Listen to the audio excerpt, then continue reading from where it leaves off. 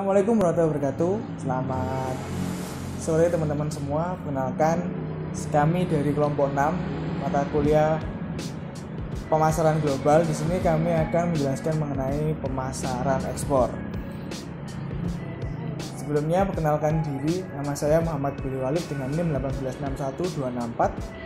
Dan saya Wenia Kusumawardani dengan NIM 1861210. Saya Novanti Budi Pramitasari dengan NIM 1861212. Baik, selamat menyaksikan. Baik, di sini saya akan menjelaskan tentang teori pengembangan ekspor. Yang pertama 12, liberalisasi, integrasi, dan kompetensi perekonomian dunia sejak pasca Perang Dunia sering disebut sebagai pemicu perusahaan untuk terlibat dalam kegiatan ekspor. Yang kedua adalah World Bank. Kontribusi ekspor terhadap aktivitas dunia ekonomi secara keseluruhan telah mengalami peningkatan pada tahun 1965 mencapai kira-kira 20% dari PDB dunia. Yang kedua adalah pentingnya ekspor. Ekspor merupakan mode of entry yang memiliki tingkat resiko dan komitmen paling kecil. Tidaklah mengherankan jika ekspor paling banyak diminati dan diterapkan oleh perusahaan yang berkecimpung dalam pemasaran global. Ada 3 jenis manfaat ekspor. Yang pertama yaitu manfaat ekonomi, yang kedua adalah manfaat non-ekonomi, dan yang ketiga adalah manfaat bagi karyawan.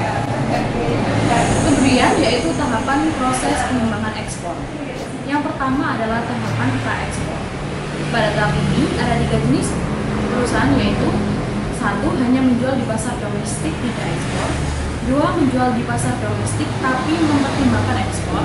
Yang ketiga yaitu ekspor tetap tidak lagi melakukannya di tahap permulaan. Kedua adalah tahap permulaan.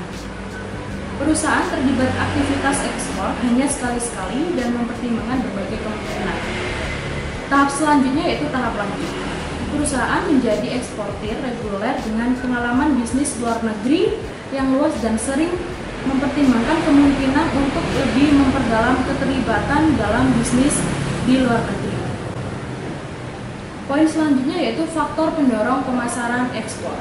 Secara umum ada 2 jenis hambatan yang membuat perusahaan enggan ekspor. Yang pertama yaitu kurangnya insentif pada skala makro dan kurangnya kebijakan nasional yang berpihak pada ekspor. Kedua adalah kendala yang berasal dari dalam perusahaan sendiri, seperti manajer perusahaan menganggap ekspor tidak penting, kurangnya pemahaman mengenai ekspor. Kemudian yaitu faktor pendorong suksesnya dalam pemasaran ekspor. 1. Keunggulan perusahaan yang berasal dari karakteristik produk, pasar, orientasi teknologi, dan sumber daya perusahaan. 2. Tingkat aspirasi manajemen untuk mencapai berbagai tujuan bisnis seperti pertumbuhan laba dan perkembangan pasar. Kemudian, ekspektasi manajemen terhadap pengaruh ekspor atas pencapaian tujuan bisnis. Selanjutnya yaitu komitmen perusahaan untuk melakukan ekspor. Selanjutnya, jenis dan sumber informasi pemasaran ekspor. Yang pertama, masuk dalam pasar ekspor kerap kali melibatkan resiko, terutama yang berasal dari keterbatasan atau ketiadaan pengetahuan maupun familiaritas terhadap lingkungan bisnis asing yang heterogen dan cepat berubah. Yang kedua, selama tahap pre-ekspor informasi sangat dibutuhkan para manajer untuk membantu mengevaluasi tingkat daya tarik pasar asing dan untuk memutuskan apakah perusahaan akan masuk ke pasar asing tersebut atau tidak. Selanjutnya, secara garis besar kebutuhan informasi ini dapat dilihat dari 2 sisi. Yang pertama, dari jenis informasi yang dibutuhkan perusahaan sebelum memasuki pasar asing. Yang kedua, sumber dari informasi yang dibutuhkan. Yang ketiga, informasi tentang preferensi pasar yang cukup erat hubungannya dengan konsumen dan produk. Yang terakhir, masalah harga seperti syarat pembayaran, metode pembayaran, dan harga ekspor yang signifikan. Oke, selanjutnya saya akan menjelaskan mengenai praktek pemasaran ekspor yang sukses model hibrida kinerja ekspor. Nah, bisa dilihat di tabel samping. Di situ ada perusahaan, kemudian ada hubungannya sama strategi dan kinerja ekspor, kemudian lingkungan. Jadi dari perusahaan itu ada manajemen berkomitmen atau bersikap dan memiliki persepsi. Nah, selanjutnya di perusahaan juga kompetisi inti atau kualitas pengalaman internasional, pengetahuan pasar dan komunikasi sehingga bisa menimbulkan sebuah strategi. Nah, strateginya itu ada pemilihan pasar, segmentasi dan bauran pemasaran. Nah, kemudian baru bisa memulai ekspor seperti itu. Selanjutnya saya akan menjelaskan mengenai determinan kinerja pemasaran ekspor. Determinan kinerja pemasaran ekspor sendiri ada dua, yaitu dari sisi internal dan eksternal.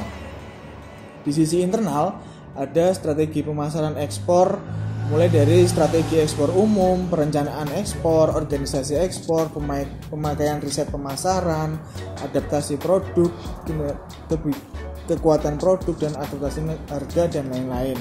Kemudian ada karakteristik manajemen. Di segi internal itu pengalaman internasional manajemen sendiri, kemudian pendidikan atau pengalaman manajemen di internal. Dan di segi eksternal itu karakteristik industri, itu ada identitas teknologi industri, kemudian tingkatan instabilitas industri. Kemudian di sisi internal lagi karakteristik dan kompetensi perusahaan. Yang pertama, ukuran perusahaan sendiri itu seberapa, kemampuan internasional seberapa, usia perusahaan juga mempengaruhi, kemudian teknologi, karakteristik perusahaan dan kemampuan kompetisi. Selanjutnya saya akan menjelaskan mengenai kinerja ekspor. Kinerja ekspor sendiri ada kinerja finansial, kinerja non finansial dan skala komposit. Di kinerja finansial itu ada penjualan, laba dan pertumbuhan. Kemudian kinerja non finansial ada persepsi kesuksesan, kepuasan dan pencapaian tujuan. Kemudian di sini saya akan menjelaskan mengenai beberapa faktor penghambat pemasaran ekspor. Nah, ini penghambat yang secara umum itu ada perbedaan mata uang, keamanan suatu negara, kebijakan perdagangan yang sering berubah-ubah, sumber daya alam yang berbeda, kemudian proses pembayaran sulit dan risiko besar. Selanjutnya saya akan menjelaskan mengenai tren pemasaran ekspor. Jadi tren pemasaran ekspor sendiri yang pertama itu kalian harus buatlah kerjasama antar negara. Setelah itu buatlah produk yang terbaik. Yang ketiga, pastikan peraturan pemasaran bisnis ekspor, memahami kemudian tujuan ekspor sendiri itu seperti gimana. Cobalah daftar situs bisnis ekspor. Yang keenam, legalitas bisnis ekspor itu harus ada. Yang ketujuh, lengkapi dokumen bisnis. 8, pandai-pandai memanfaatkan fasilitas. 9, memanfaatkan media sosial. Terima kasih. Baik, di sini kelompok kami akan mewawancarai teman-teman UMKM yang telah memasarkan produknya di Jepang. Itu UMKM ini dimiliki oleh Pak Imam. Jadi UMKM ini produknya adalah keripik tempe Sekar Arum. Nah, jadi barusan saya WA, beliau orangnya tidak bisa ditemui sekarang, jadi kita bisa wawancara melalui telepon aja. Kita langsung telepon ya.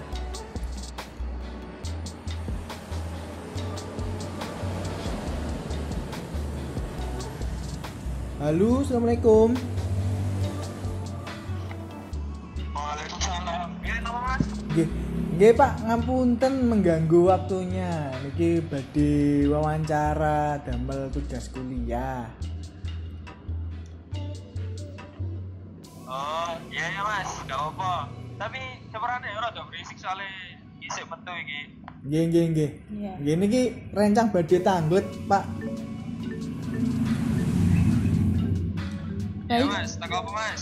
Baik, Pak, saya mau tanya, awal berdirinya usaha keripik tempe yang jenengan punya ini gimana nggih awalnya itu?